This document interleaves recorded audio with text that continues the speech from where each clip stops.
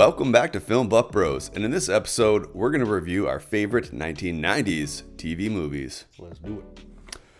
Yeah, it is great. Gaudy is good. I'm going with Body Bags, even though it is like an anthology. Originally, it was going to be a series, and technically it's a TV movie. It came out on Showtime as one piece.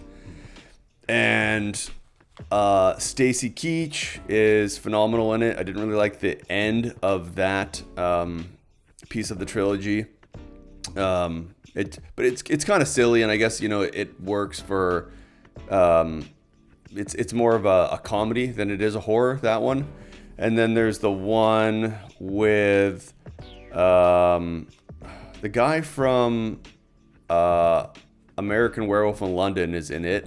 Yes. And didn't Wes Craven write one of them, or didn't he write that one? The one that occurs at the gas station. He's in it. He has a cameo. He's a homeless guy in there, whatever. Yeah, no, he's a drunk driving guy trying to pick up the girl. Okay. What are you studying there and stuff? Yeah. And then Mark Hamill. That is like Mark Hamill's like best performance ever. Yeah. The range that he shows in that. And yeah, that one's like quite dark. That one's more of a horror, and also the one with the girl at the gas station, and like super cinematic. Like John Carpenter like shot it. Like I'm sure he put all the effort into it that he would if it was a feature length movie. Yeah, highly rewatchable. I like to watch it every October. I'm looking forward to watching it next month. Yeah, just like firing on all cylinders, cinematography, story, acting. And I can't really remember. Did I say scoring? Yeah, well, yeah, I did say scoring. Yeah. The scoring is great. Is it?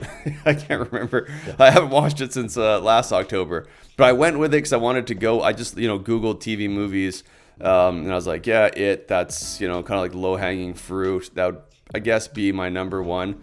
And just a side note, just talk about it for a second. Tim Curry sells that movie. I watched the new It when it came out. Way too much like CGI and like, yeah, just like trying to be too creepy. Like the reason that like Tim Curry is able to sell the character the way he does and sell it to the audience and sell it to like the kids is like he seems just like a normal creepy kind of clown, weird, with the bald head or whatever. But then he'll like change and like the teeth will come out. Whereas the other one is like scary, creepy the entire time. Yeah.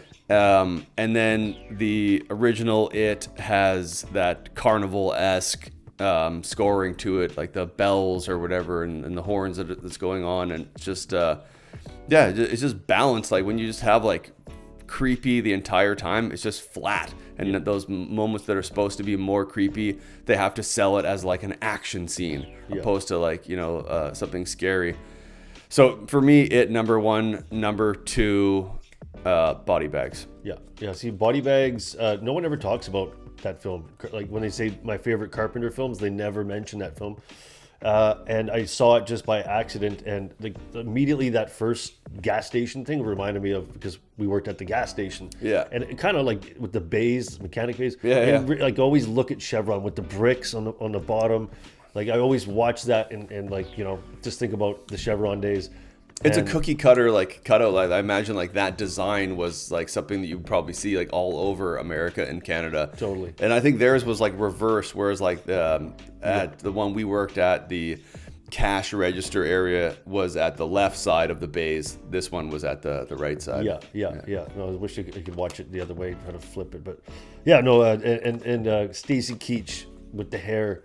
Oh man, just it's such a good. Everyone I've shown that movie has just loved that movie. So, and yeah, It, of course, I think I talked about that movie on here before. But I really like Gaudy from 1996. The main actor Armand Assante. I haven't seen him in much, but he really invests fully into this character and just doesn't break. And he's really consistent with his portrayal. Anthony Quinn, rest in peace, great actor. And a lot of the Sopranos cast that ended up being just discovered from this movie and put into that. And William Forsythe, he's a character actor. You've probably seen him. We've both seen him in tons of stuff. He was in Once Upon a Time in America as well, but he plays a great Sammy Gravano.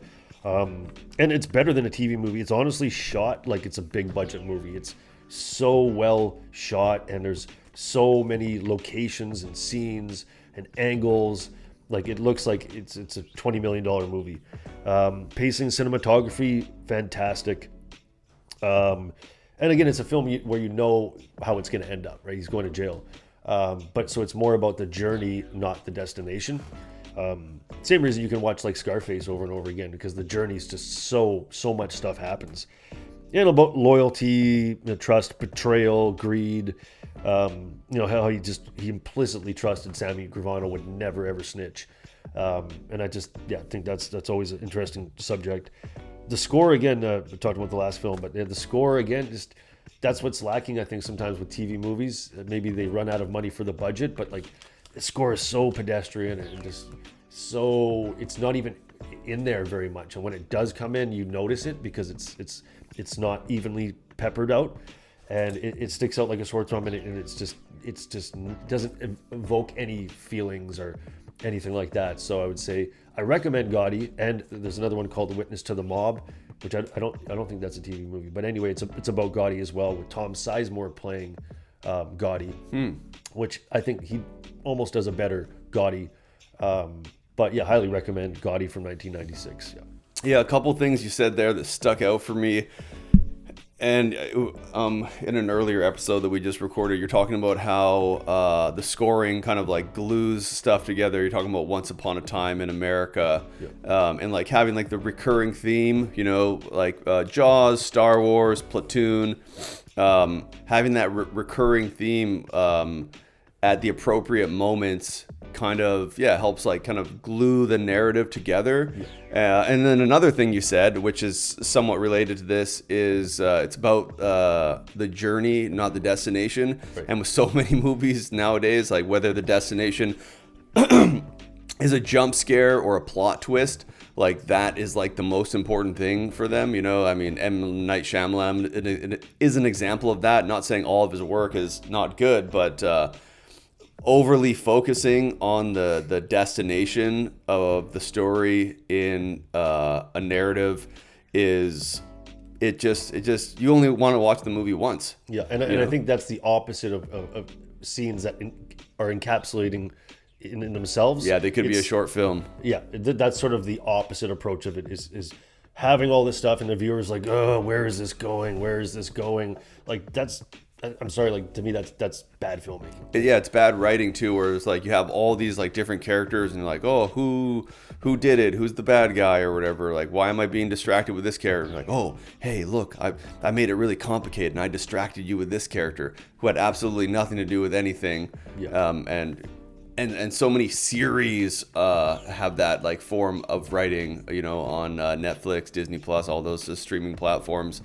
And I mean, some people they're going to be like, oh no, that was a great movie, I liked it, but like, how many times are you going to watch that movie? How many times are you going to watch that series? You're just always looking for the same format, that cliffhanger at the end of every episode format, and like you trying to figure out something, and it's not about like the story, and like the presentation of the movie is not about good performance, good dialogue, and good cinematography. It's just all this overcomplication just to get this payoff at the end. I think a good movie, you can not watch the ending. You can skip the last half an hour, let's say, of the movie, because I do that all the time. I watch a movie and I don't watch the ending. I watch like the first hour or something like that, because it's a fantastic first hour.